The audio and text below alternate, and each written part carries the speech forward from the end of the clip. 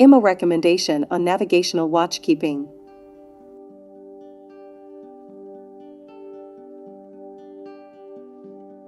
Section 1.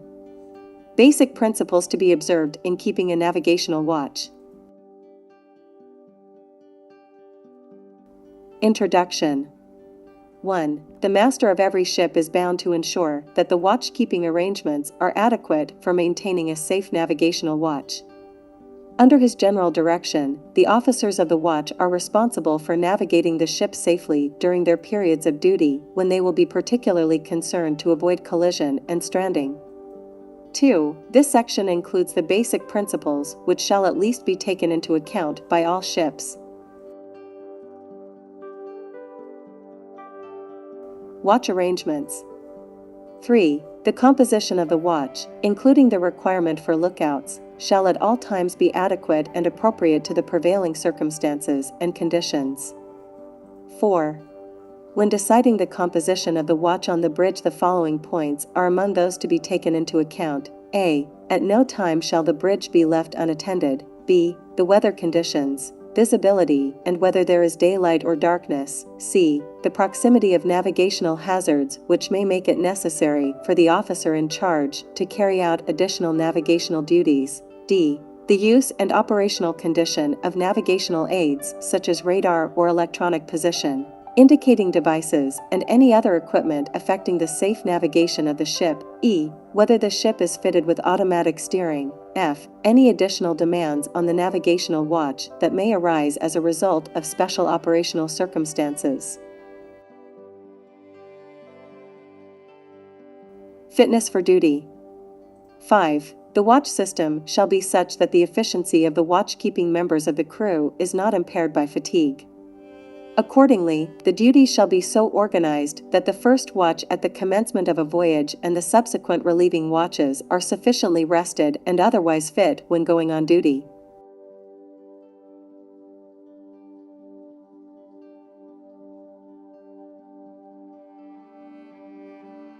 Navigation.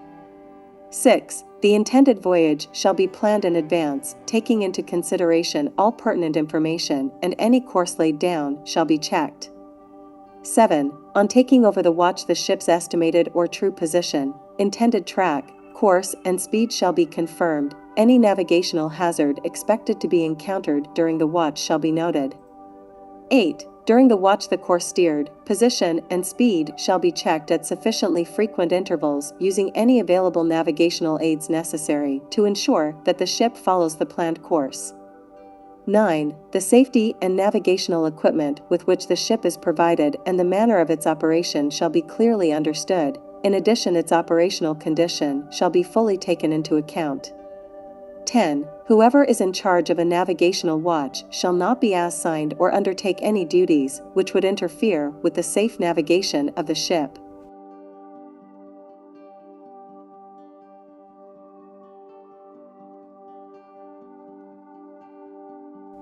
Lookout. 11. Every ship shall at all times maintain a proper lookout by sight and hearing as well as by all available means appropriate in the prevailing circumstances and conditions so as to make a full appraisal of the situation and of the risk of collision, stranding, and other hazards to navigation. Additionally, the duties of the lookout shall include the detection of ships or aircraft in distress, shipwrecked persons, wrecks, and debris. In applying these principles, the following shall be observed. A. Whoever is keeping a lookout must be able to give full attention to the task, and no duties shall be assigned or undertaken which would interfere with the keeping of a proper lookout. B. The duties of the person on lookout and helmsman are separate, and the helmsman should not be considered the person on lookout while steering, except in small vessels where an unobstructed all-round view is provided at the steering position. And there is no impairment of night vision or other impediment to the keeping of a proper lookout. C. There may be circumstances in which the officer of the watch can safely be the sole lookout in daylight. However, this practice shall only be followed after the situation has been carefully assessed on each occasion and it has been established without doubt that it is safe to do so. Full account shall be taken of all relevant factors including but not limited to the state of weather, conditions of visibility, traffic density, proximity of navigational hazards, and if navigating in or near a traffic separation scheme. Assistance must be summoned to the bridge when any change in the situation necessitates this, and such assistance must be immediately available.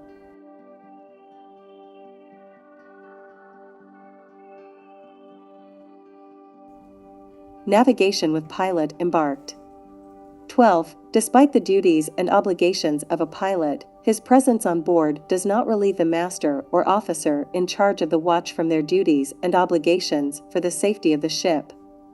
The master and the pilot shall exchange information regarding navigation procedures, local conditions, and the ship's characteristics.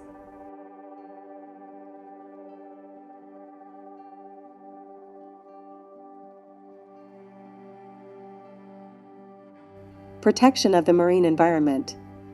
13. The master and officer in charge of the watch shall be aware of the serious effects of operational or accidental pollution of the marine environment and shall take all possible precautions to prevent such pollution, particularly within the existing framework of existing international regulations.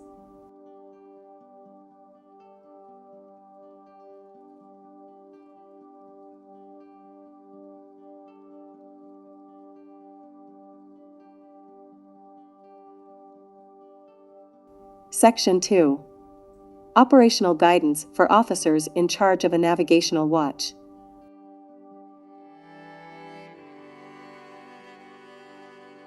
Introduction. 1. This section contains operational guidance of general application for officers in charge of a navigational watch, which masters are expected to supplement as appropriate. It is essential that officers of the watch appreciate that the efficient performance of their duties is necessary in the interest of safety of life and property at sea and the avoidance of pollution of the marine environment.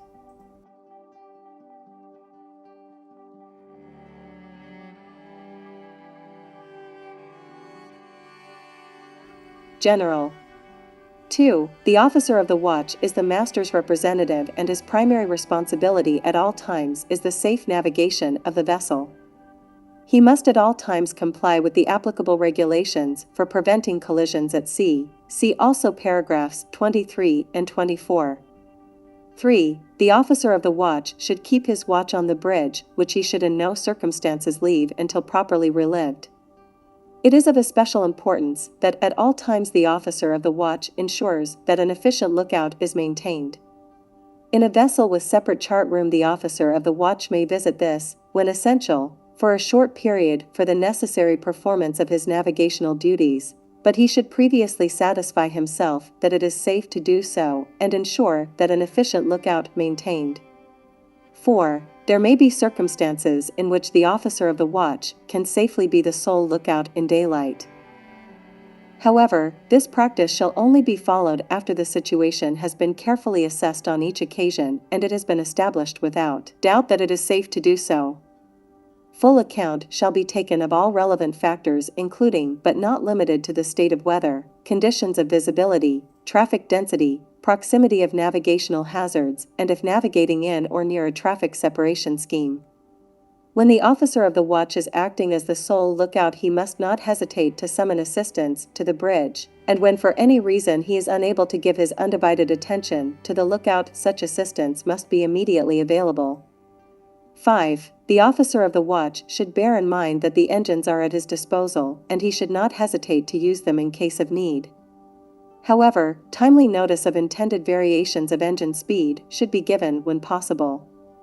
He should also keep prominently in mind the maneuvering capabilities of his ship, including its stopping distance.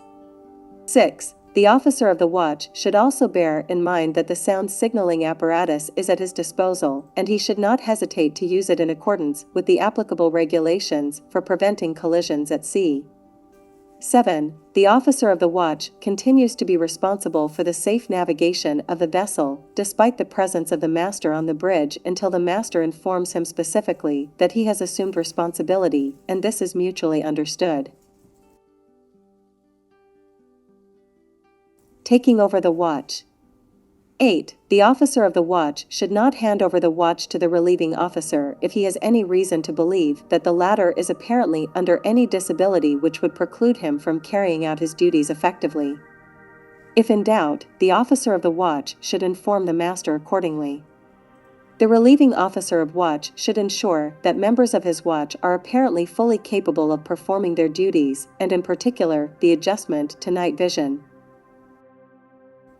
9. The relieving officer should not take over the watch until his vision is fully adjusted to the light conditions and he has personally satisfied himself regarding a. Standing orders and other special instructions of the master relating to the navigation of the vessel, b. The position, course, speed and draft of the vessel, c. Prevailing and predicted tides, currents, weather, visibility and the effect of these factors upon course and speed, d. The navigational situation including but not limited to the following: 1. The operational condition of all navigational and safety equipment being used or likely to be used during the watch. 2. Errors of gyro and magnetic compasses. 3. The presence and movement of vessels in sight or known to be in the vicinity.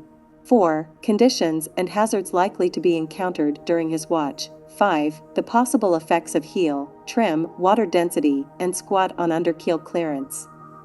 10. If at the time the officer of the watch is to be relieved a maneuver or other action to avoid any hazard is taking place, the relief of the officer should be deferred until such action is completed.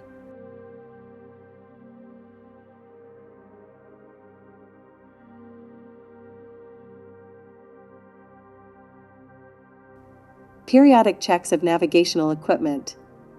11. The officer of the watch should make regular checks to ensure that a. The helmsman or the automatic pilot is steering the correct course, b. The standard compass error is established at least once a watch and when possible, after any major alteration of course. The standard and the gyrocompasses should be frequently compared. Repeaters should be synchronized with their master compass. C. The automatic pilot is tested in the manual position at least once a watch. D. The navigation and signal lights and other navigational equipment are functioning properly.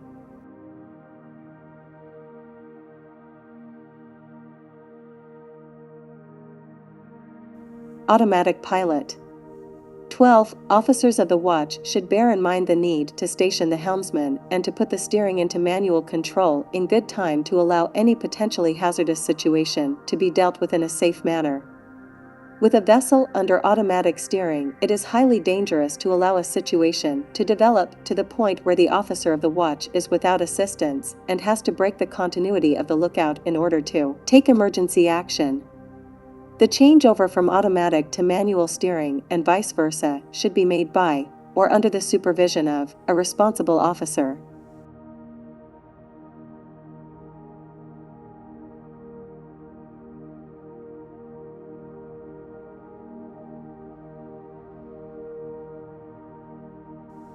Electronic navigational aids. 13. The officer of the watch should be thoroughly familiar with the use of electronic navigational aids carried, including their capabilities and limitations.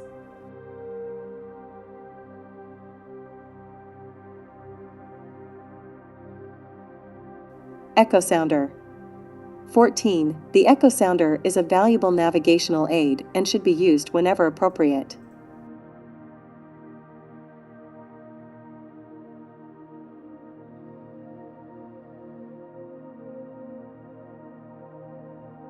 Navigational records. 15. A proper record of the movements and activities of the vessel should be kept during the watch.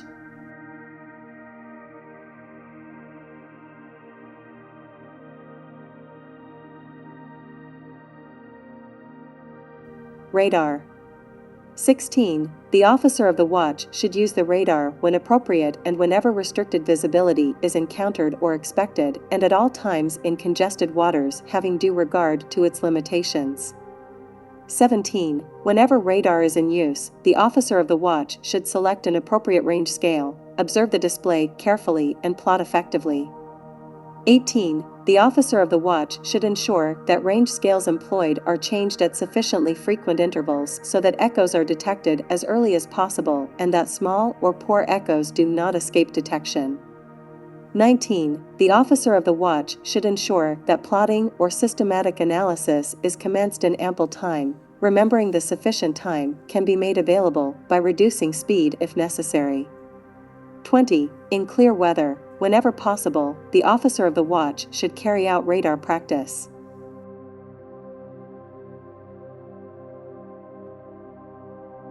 Navigation in coastal waters. 21. The largest scale chart on board, suitable for the area and corrected with the latest available information, should be used. Fixes should be taken at frequent intervals. Whenever circumstances allow, fixing should be carried out by more than one method. 22. The officer of the watch should positively identify all relevant navigation marks.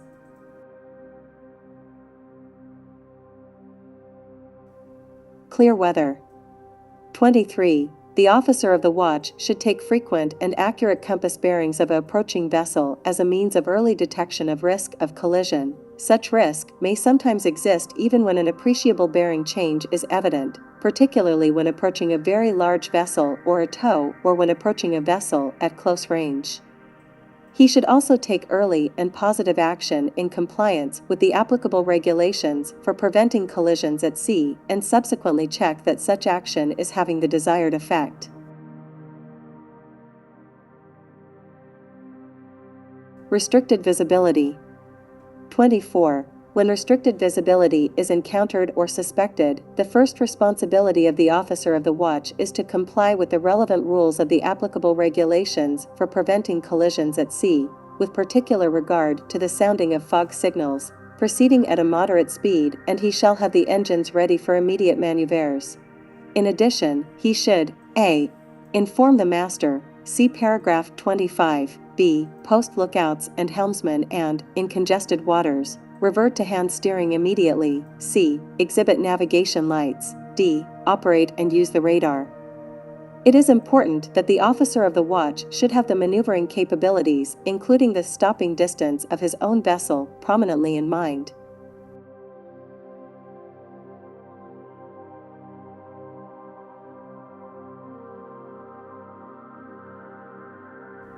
Calling the master.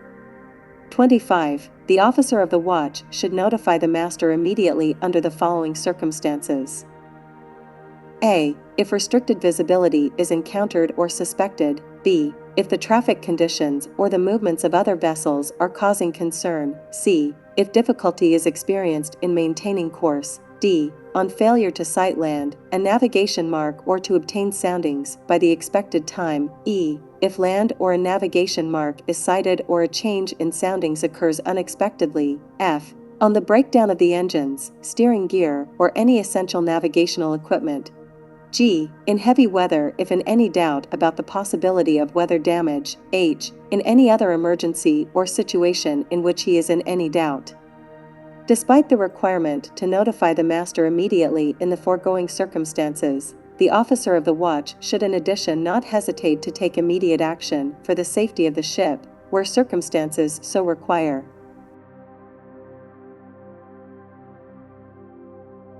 Navigation with pilot embarked. 26. Despite the duties and obligations of a pilot, his presence on board does not relieve the officer of the watch from his duties and obligations for the safety of the ship.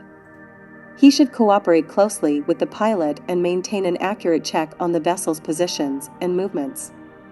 If he is in any doubt as to the pilot's actions or intentions, he should seek clarification from the pilot, and if doubt still exists, he should notify the master immediately and take whatever action is necessary before the master arrives.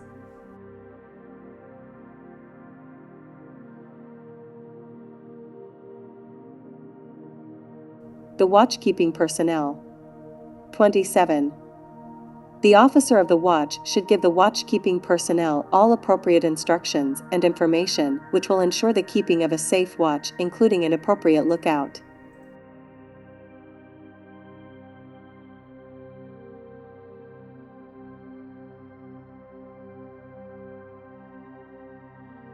Ship at anchor. 28. If the master considers it necessary, a continuous navigational watch should be maintained. In all circumstances, however, the officer of the watch should a. Determine and plot the ship's position on appropriate chart as soon as practicable and at sufficiently frequent intervals. Check when circumstances permit, by taking bearings of fixed navigational marks or readily identifiable shore objects, whether the ship is remaining securely at anchor. B. Ensure that an efficient lookout is maintained. C. Ensure that inspection rounds of the vessel are made periodically. D. Observe meteorological and tidal conditions and the state of the sea. E.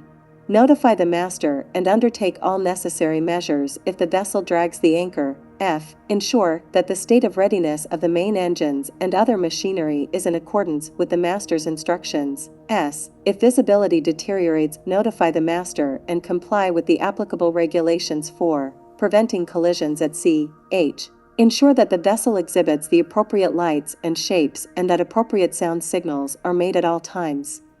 I. Take measures to protect the environment from pollution by the ship and comply with the applicable pollution regulations.